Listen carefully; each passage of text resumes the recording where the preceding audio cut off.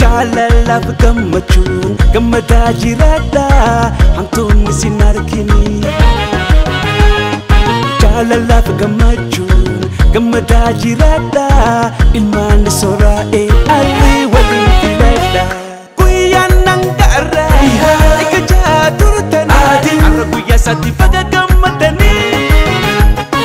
Guyyaan nangaarra eeggachaa turtanii har'a guyyaa keessan baga gammadanii.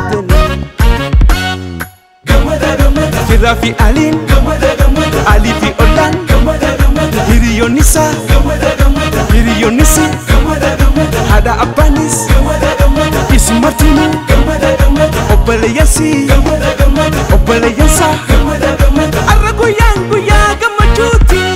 Gammaa fi gammanaan walitti isaan fidee ibidda jaalalaa isaan jitu shidee ibiddi jaalalaa amaada uwwisa wal argachuu qofaati isa qabanisa. Har'a guyyaan isaa ani adda arusni kan addaati gammadi mamme arus obboleessa keeti. Har'a guyyaan tole tole ani adda arusni kan addaati gammadi mamme arus obboleessa keeti. Har'a guyyaan watole gammadi gammadi ihab abdoosh gammadi gammadi adi labdu gammadi gammadi ihab abdoosh gammadi gammadi adi labdu gammadi gammadi walillatun gammadi gammadi belali lali gammadi gammadi haibsunu marti gammadi gammadi kama fi qalbin belali lali.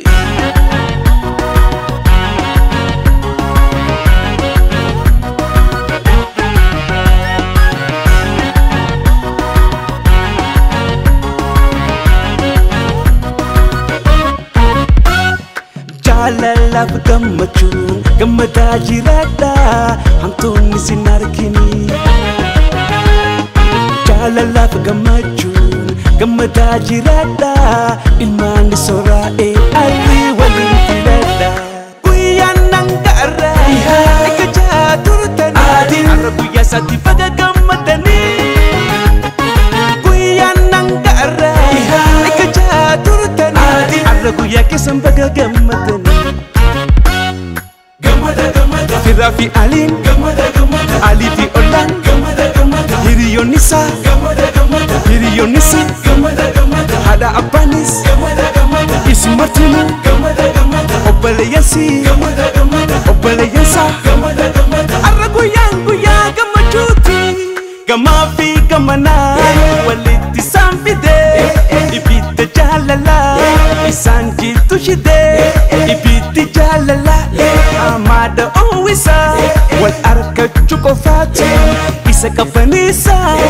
Har'a guyyaan isaa ani adda arusni kan addaati gammadi mamme arus obboleessa keeti. Har'a guyyaan tole tole ani adda arusni kan addaati gammadi mamme arus obboleessa keeti. Har'a guyyaan watole gammadi gammadi ihab abdoosh gammadi gammadi adi labdu gammadi gammadi ihab abdoosh gammadi gammadi adi labdu gammadi gammadi walillatun gammadi gammadi belali lali gammadi gammadi haibsunu marti gammadi gammadi kama fi qalbin belali lali.